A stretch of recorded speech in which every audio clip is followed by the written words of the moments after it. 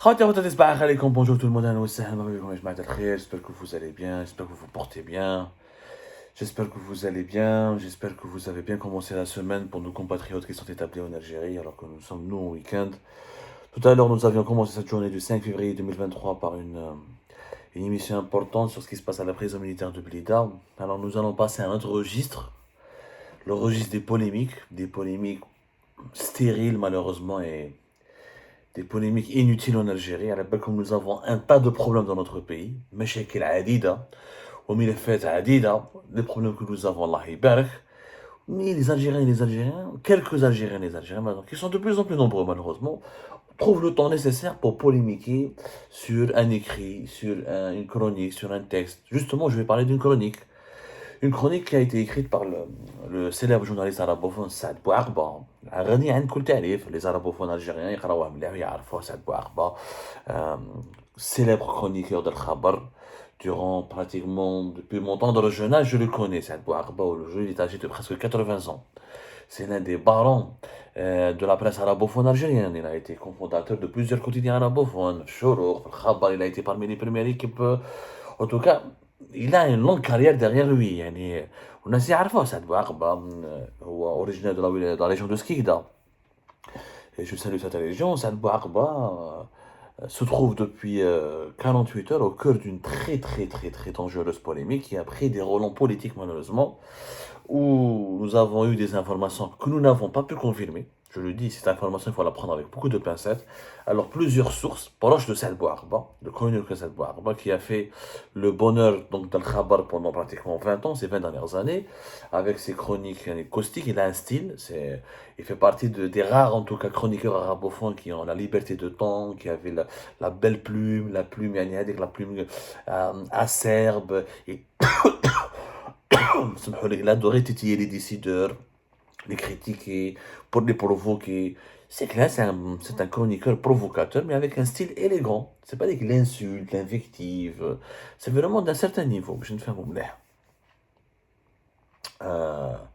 C'est quelqu'un de haut niveau. يعني أنا شخصيا تلاقيت به وجي échangé avec lui, j'ai fait des émissions avec lui, et je trouve oui, il est clairement opposant. C'est un journaliste engagé. C'est pas un journaliste militant, mais c'est un journaliste engagé. Et il a soutenu le Hirak, il a participé au marche du Hirak, il a soutenu les opposants. C'est pas un journaliste professionnel dans l'investigation. Là, c'est un chroniqueur. Il ne rapporte pas l'information, il commente l'information. Saad Bouarba, c'est un commentateur de l'actualité. C'est ça le rôle d'un éditorialiste, d'un chroniqueur. Dans la presse, c'est plusieurs métiers, mais en Algérie, on n'a pas cette culture. Parce que malheureusement, nous n'avons pas d'école de journalisme développée, ou une liberté d'expression qui nous permet d'expliquer aux citoyens et aux citoyens, dans le métier du journal, de l'information, il y a plusieurs métiers. Qui est le métier du journaliste d'investigation, qui travaille uniquement sur les faits, rien que sur les faits. Qui est le métier de l'agencier, c'est lui qui fait une agence de presse qui rapporte l'information sans chercher à enquêter d'une source officielle au public. Qui est le métier de dessinateur de presse, caricaturiste. Qui est le métier d'éditorialiste, de chroniqueur, celui qui commente, qui fait un commentaire sur l'actualité ou là sur, qui offre une analyse pour permettre aux lecteurs ou aux lectrices de comprendre ce qui se passe dans leur pays. Donc il y a plusieurs métiers dans l'information. Il n'y a plus de liberté d'expression. À l'époque de Bouteflika, il y avait une marge de manœuvre qui nous permettait donc de faire. Saad Bouarba, vers Bouteflika, il n'a pas eu de gros problèmes. Des fois harcèlement, quelques plaintes, quelques menaces, voilà. Mais il a pu faire son travail durant 20 ans avec une liberté de temps exceptionnelle. حبس من الخبر من ضربات الحراك والصرف 2019 والالجيري dans la nouvelle Algérie qui a basculé dans la dictature, ويخدم مع ميديا اسمه المدار تي في .com, اللي هو المدار تي في qui ont été fondés donc par deux confrères, Adel Azizi et Salim Salhi, qui sont des anciens de Maghrébia. Bon, Salim Salhi, il a roulé sa bosse dans d'autres médias. Adel Azizi, c'est essentiellement le Maghrébia. Deux journalistes intègres que je connais personnellement, que j'ai eu l'honneur et le plaisir de rencontrer. Ils m'ont interviewé à maintes reprises. قصرنا معاهم. يعني الناس يعني ولاد فاميليا, ils connaissent le métier. Ils ont une véritable connaissance du métier, pas comme d'autres artificiers, d'autres aventuriers qui prétendent être journalistes mais n'ont aucune base. يعرفوا الميتي, داروا المدار تي في يخدم معاهم. سعد بوعقبة, il n'avait qu'une seule tribune pratiquement. Sa tribune يعني régulière, de façon régulière. Il intervenait في المغاربي, à Canal 22, dans d'autres projets, dans d'autres médias, le peu de médias qui existent. كان مع قاضي يحسن في راديو ام, il intervenait dans quelques émissions, mais de façon régulière. Il avait une chronique نقطة نظام في المدار تيفي، تقراوها في السيت تاعهم مدار تيفي بوان كوم. و لا دانيير كرونيك تاعو بعيدا عن السياسة اللي دارها صافي دو سلا 3 جور. فوالا نو سوم اجوردي لو 5 دونك سيتي لو 2 février. هذه لا كرونيك apparemment, et je dis bien apparemment, selon les sources proches de cette banque, il aurait été arrêté hier soir, le 4 février 2023, et qui devrait être présenté aujourd'hui à un procureur de la République d'un tribunal qui est basé à Alger. Apparemment, et c'est des informations que nous n'avons pas pu encore confirmer à l'heure parce qu'il est injoignable, Saad Bouarba, personne n'arrive à le joindre, personne n'arrive à retrouver sa trace. Saad Bouarba a fait l'objet de plusieurs plaintes qui ont été déposées par des associations basées à Djelfa, qui se sont sentis insultés, diffamés et victimes de propos appelant à la haine, à cause d'une chronique que Saad Bouarba écrivait في المدار TV.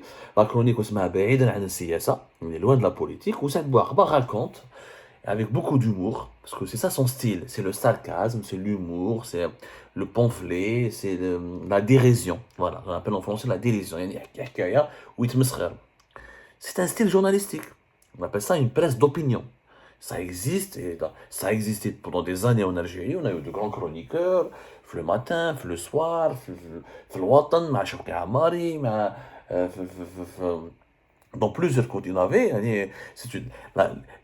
L'école journal, il y a une école algérienne de la dérision, de la critique, de la chronique sarcastique, comme on dit. Une école algérienne, معروفة depuis فوق الإرهاب. في les années 90, où il y avait des chroniques très salées, le matin, ou la Watan, ou la Liberté, sans parler des caricatures d'Ikim Dilem et ses amis on a eu, l'Algérie a été célèbre pour sa presse d'opinion, qui avait l'une des libertés de temps les plus remarquables de tout le monde arabe, صراحة même في التسعينات كنا نموتوا alors que des dizaines de journalistes sont morts assassinés.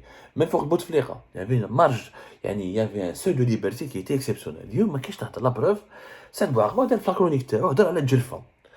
Il a raconté une histoire, encore une fois, où les chroniqueurs se permettent des fois des libertés pour tourner en dérision certaines situations. Il y a un événement qui a eu lieu dans l'actualité, on le prend. Parce que moi j'ai fait de la chronique à Algérie Focus, je faisais chaque semaine une chronique et ça m'a valu beaucoup de problèmes parce que les Algériens ne comprennent pas la différence entre la chronique et l'article d'information. La chronique c'est un commentaire, des fois on fait de la dérision, de la critique humoristique, on prend un événement qui s'est réellement déroulé, l'actualité, et on le transforme en une histoire. On lui rajoute des éléments imaginaires, et les éléments imaginaires sont censés coller à des problèmes d'actualité algérienne. Saad Bouarba هضر على البروجي اللي حكينا عليه حنايا 3 جور دو سلا, درنا عليه une émission تاع un investissement qatari pour élever les vaches laitières en Algérie. Voilà, c'était le 1er février 2023, moi j'ai parlé d'une absurdité. J'étais parmi les premiers pratiquement le rare journaliste libanais. Ça n'a aucun sens, le petit Qatar, et j'ai besoin des experts pour élever les vaches laitières, pour un pays qui est désertique. Le Qatar, on devrait lui demander des fonds, de l'argent dans ses fonds d'investissement pour investir dans des productions nationales, l'industrie, etc. On a la capacité de contacter nous-mêmes les spécialistes européens pour développer notre propre filière d'élevage de vaches laitières. Saad Bouarba prend ce sujet et le transforme. قال لك باللي هو في حكايه اللي في لا كرونيك اللي دارها يقول باللي البريزيدون عبد المجيد تبون a décidé de localiser ce projet في البيرين في la ولايه de Djelfa باش pour remercier les habitants de Djelfa qui ont voté massivement lors des élections présidentielles et que Djelfa, dans les yeux du pouvoir et dans la tête, dans l'imaginaire du pouvoir, les wilayas de l'intérieur du pays sont beaucoup moins rebelles que les wilayas du nord, notamment la Kabylie, ou les autres wilayas de l'est ou de l'ouest algérien. Et comme ils sont beaucoup moins rebelles et beaucoup moins politisés, dans l'imaginaire du pouvoir algérien, les wilayas de l'intérieur, Jazaï el-Amira, Djelfa, Al-Bayed, Naama, Tindouf, Adra, Tamraz, c'est des régions qui sont facilement manipulables, où les populations sont beaucoup moins militantes, beaucoup moins engagées, et donc le pouvoir, pour les récompenser, leur offre le projet Al-Bqar Hada. Et donc, comme le pouvoir les considère comme des populations, des régions de moutons, les moutons, Talaham al-Bqar.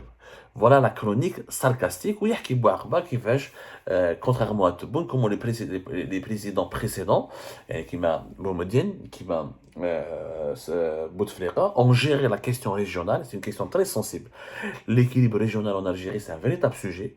euh, que personne n'aborde d'ailleurs, mais là je l'ai essayé de l'aborder hein, depuis Algérie Focus et Algérie. Il y a un régionalisme instauré au plus haut sommet de l'État algérien, effectivement.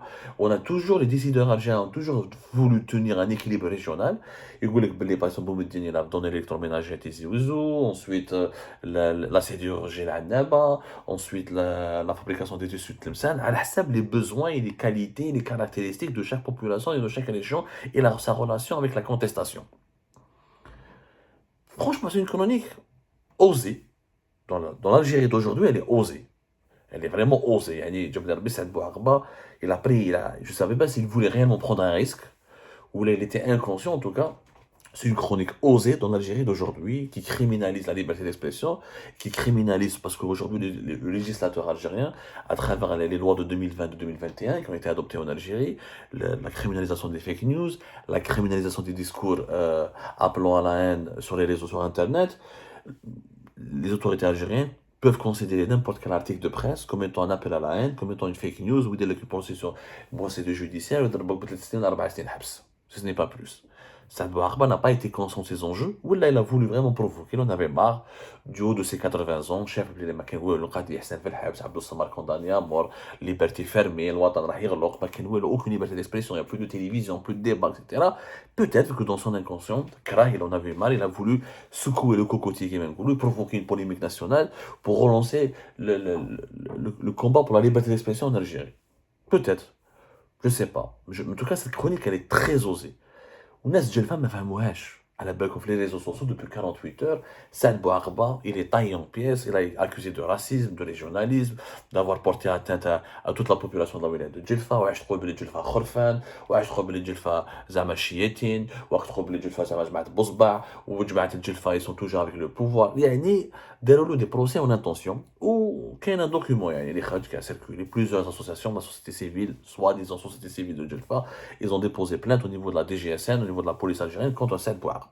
Et c'est pour ça que Saad Bouarba ne donne plus signe de vie, apparemment, il serait en état d'arrestation. Mais encore une fois, cette information est à prendre avec des pincettes, nous n'avons pas pu la confirmer. Ça relance encore une fois le débat sur la liberté d'expression et sur les tabous qui sont dans notre pays.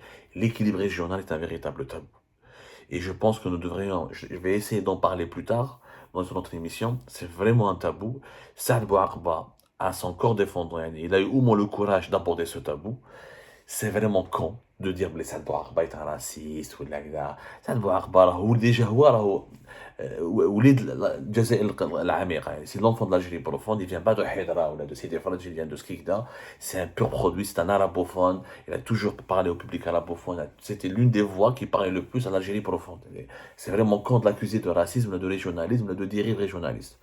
Après, il a fait une chronique. Certainement, il voulait dénoncer le régionalisme du pouvoir, qui considère ces régions-là de l'intérieur du pays comme des populations foncièrement soumises et pas dangereuses.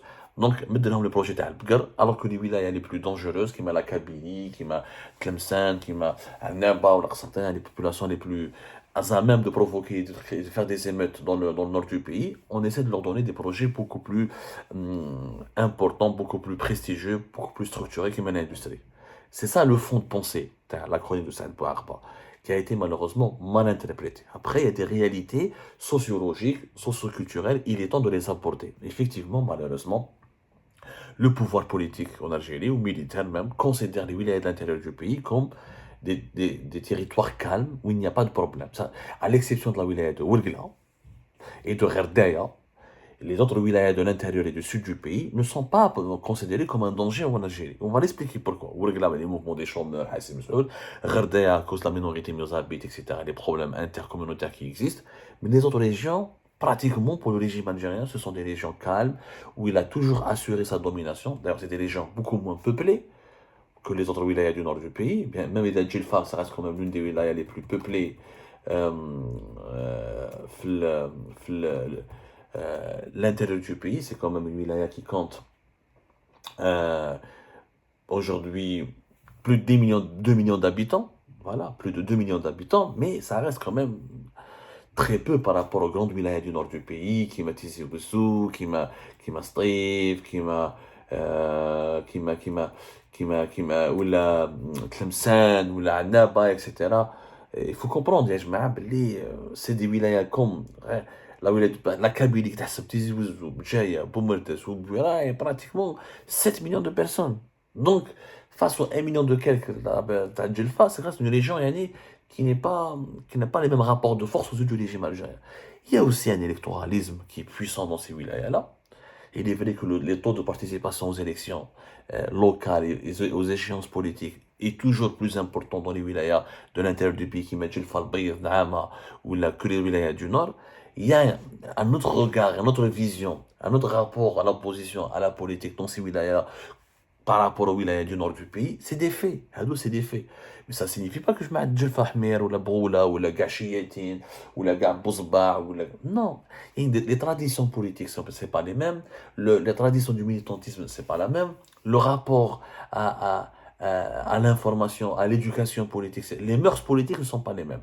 Mais la différence entre les mœurs politiques dans différentes régions de l'Algérie ne signifie pas qu'il y a des régions qui sont supérieures à d'autres. Il y a des régions qui sont différentes aux autres.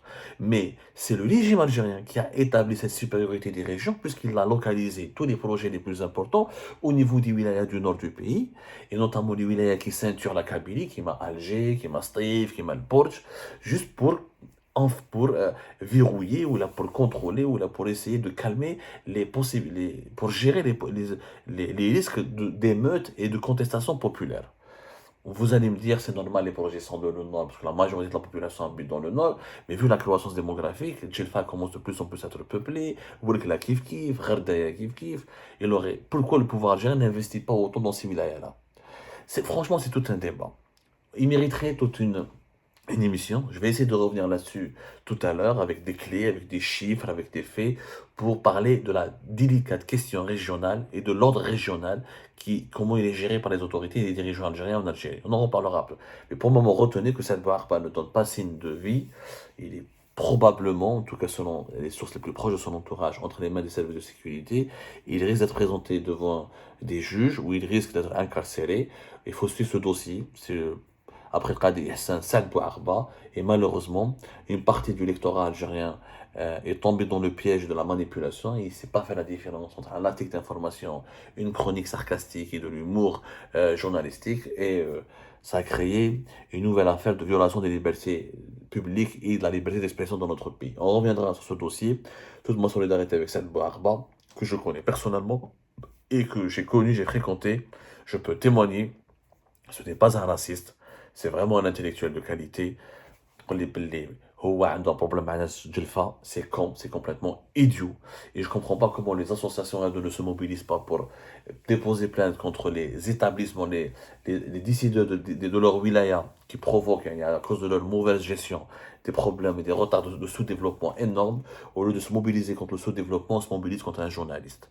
Ça prouve bien qu'il y a derrière des manipulations politiques importantes pour faire taire toutes les voix qui dérangent, y compris un vieil homme de 80 ans, qui était l'un des chroniqueurs les plus célèbres de la presse arabophone algérienne.